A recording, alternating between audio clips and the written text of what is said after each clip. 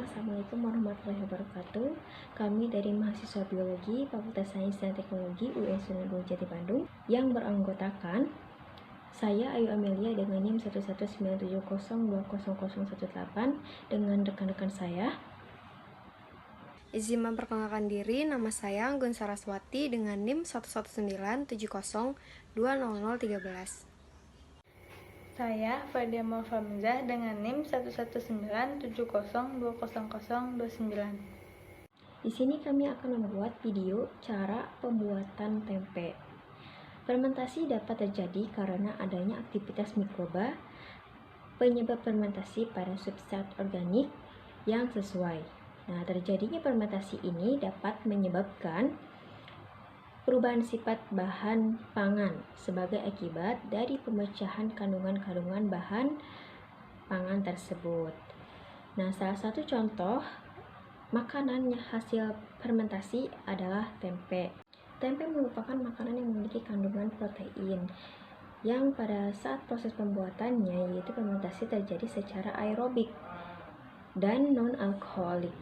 Mikroorganisme yang berperan dalam proses pembuatan tempe adalah kapang atau jamur, yaitu Rhizopus oligosporus yang merupakan dari jenis Zygomicota yang memiliki ciri khusus yaitu bersifat hifa atau serabut penyusun jaringan jamur. Di sini saya akan mempraktikkan bagaimana cara membuat tempe.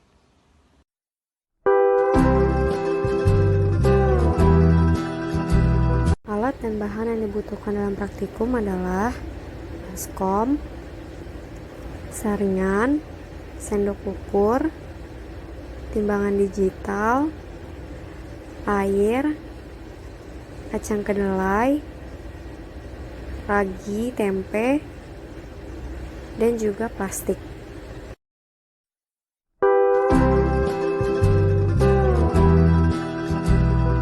Langkah pertama yaitu dengan menyiapkan timbangan digital untuk menimbang kacang kedelai. Ditimbang kacang kedelai sebanyak 800 gram.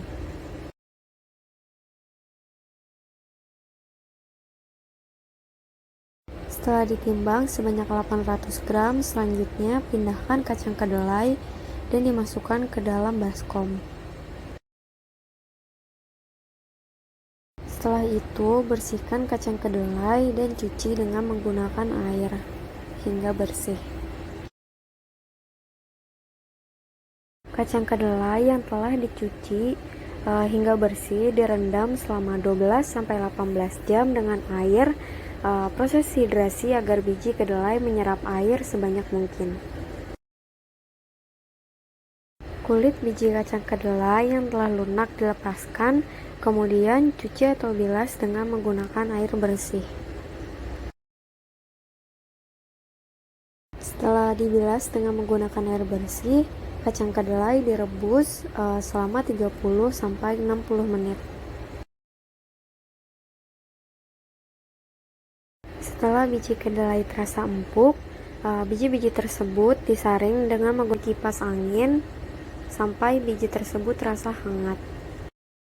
Siapkan ragi tempe yang telah diukur dengan menggunakan sendok ukur, lalu ditaburkan ragi tempe sedikit demi sedikit sambil diaduk supaya merata. Siapkan plastik yang digunakan sebagai pembungkus dan beri lubang kecil pada kantong tersebut dengan menggunakan garpu. Lalu kacang kedelai yang telah diberikan ragi tempe dimasukkan ke dalam kantong plastik dengan ketebalan sesuai selera.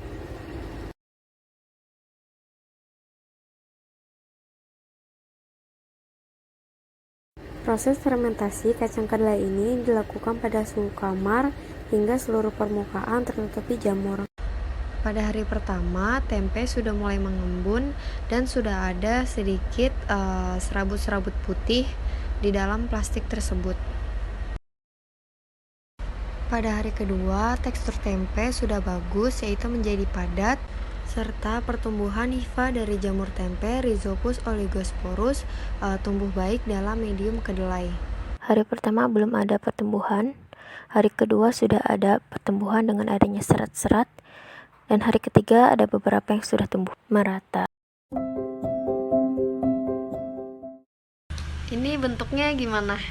Bentuknya ini beda dari abang-abang biasanya. Ini lebih tipis. Kalau untuk yang nggak terlalu suka tempe tebel, ini enak sih.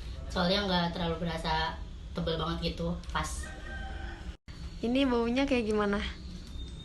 Ini baunya kedelai banget sih. Ini kelihatan kalau misalkan tempenya dari kedelai asli karena baunya emang kedelai banget. Sekarang saya mau cobain yang mateng.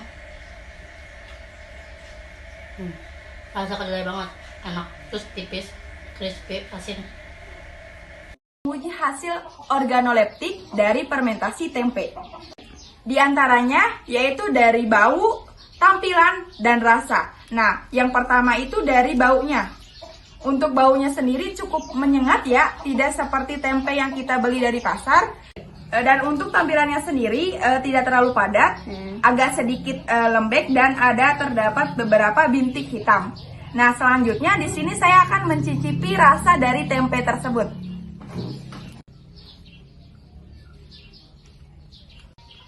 Nah, untuk rasanya sendiri sama seperti tempe yang kita beli dari pasar. Uji organoleptik pada tempe yang diantaranya tampilan, bau, dan rasa. Pada tempe umumnya, namun tidak terlalu sedikit lembek dan terdapat sedikit bercak hitam di permukaan tempe. Baunya agak sedikit menyengat, tidak seperti tempe pada umumnya.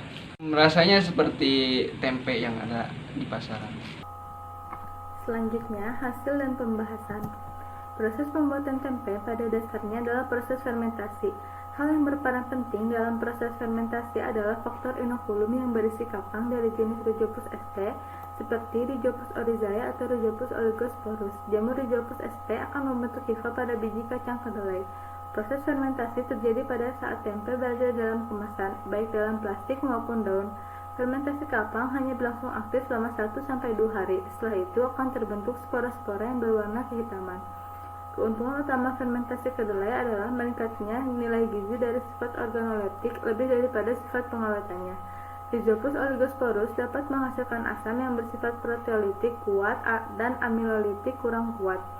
Selain itu, Rhizopus dapat masuk ke dalam jaringan biji kedelai yang menyebabkan biji menjadi lunak, sehingga protein yang terkandung dalam tempe menjadi terurai lebih sederhana.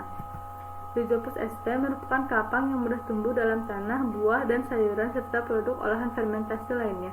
Koloni Rhizopus sp berwarna keputihan dan menjadi abu-abu kecoklatan dengan bertambahnya usia biakan, serta mencapai tinggi kurang lebih 10 mm. Rhizopus sp merupakan kapang yang penting sebagai penghasil berbagai enzim, seperti amilase, protase, dan lipase. Aplikasi yang umum dikembangkan di masyarakat adalah pemanfaatan Rhizopus oligosporus untuk memfermentasikan kedelai yang dapat meningkatkan nilai gizi produk. Kualitas tempe dipengaruhi oleh kualitas starter yang digunakan untuk inokulasinya. Inokulum tempe disebut sebagai starter tempe dan banyak pula yang menyebutnya dengan nama ragi tempe. Starter tempe adalah bahan yang mengandung biakan jamur tempe, digunakan sebagai agen siap pengubah kedelai rebus menjadi tempe akibat tumbuhnya jamur tempe pada kedelai dan melakukan kegiatan fermentasi yang menyebabkan kedelai berubah sifat atau karakteristiknya menjadi tempe. Fermentasi pada tempe dapat menghilangkan bau langu dari kedelai yang disebabkan oleh aktivitas enzim lipoksigenase. Strain Rhizopus yang digunakan untuk pengolahan tempe harus memiliki karakteristik sebagai berikut. Yang pertama, tumbuh cepat pada suhu 30 derajat Celcius. Yang kedua, memiliki aktivitas proteolitik yang tinggi. Yang ketiga, memiliki aktivitas lipolitik. Yang keempat, dapat menghasilkan antioksidan yang tinggi. Dan yang kelima, berkemampuan untuk menghasilkan tempe dengan flavor, aroma, dan tekstur yang khas. Selanjutnya, uji organoleptik. Uji organoleptik merupakan pengujian yang dilakukan dengan alat indera, yang perlakuannya meliputi mendeteksi, menganalisis perbedaan, membandingkan, bahkan mengungkapkan suka dan tidak suka terhadap suatu produk pangan. Uji organoleptik diantaranya menguji rasa, tekstur, aroma, serta penampilan morfologi. Hasil uji organoleptik dari tempe yang telah dibuat adalah sebagai berikut. Yang pertama, dari penampilan morfologinya, bentuk tempe berbeda dari yang dijual. Bentuknya tipis, Yang kedua, aromanya. Dari segi aroma, tempe yang dibuat aromanya lebih menyengat. Yang ketiga, tekstur tempe tidak terlalu padat. Dan yang keempat, rasanya enak, gurih, sama seperti tempe yang ada di pasaran. Sekian video pembuatan tempe yang telah kami buat. Wassalamualaikum warahmatullahi wabarakatuh.